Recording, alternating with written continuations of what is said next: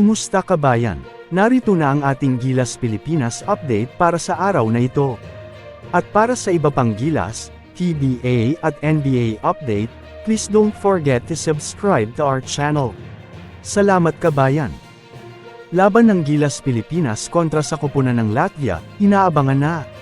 Inaabangan na nga ng halos lahat ng Pinoy basketball fans ang darating na laban ng Gilas Pilipinas sa FIBA Olympic Qualifying Tournament kontra sa napakalakas na koponan ng Latvia.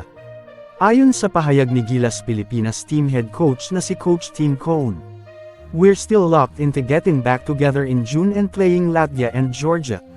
Those are the two games that we got to be worried about. It's a long road to get there at this point.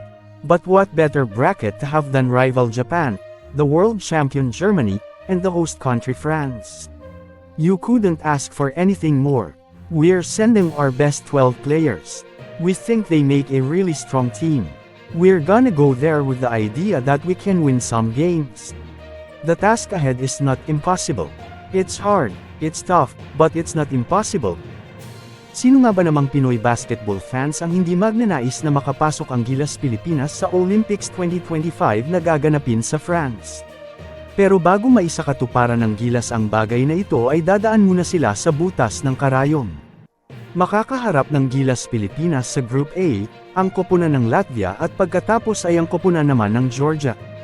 Back-to-back games ang magiging laban ng Gilas sa dalawang koponan na gaganapin na sa darating na July 3 to July 4.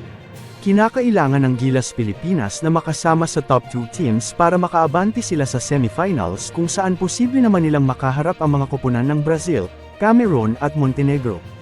Sa ngayon ay nasa ika-37th place sa FIBA rankings ang Pilipinas habang world number 6 naman ang Latvia at world number 23 naman ang Georgia.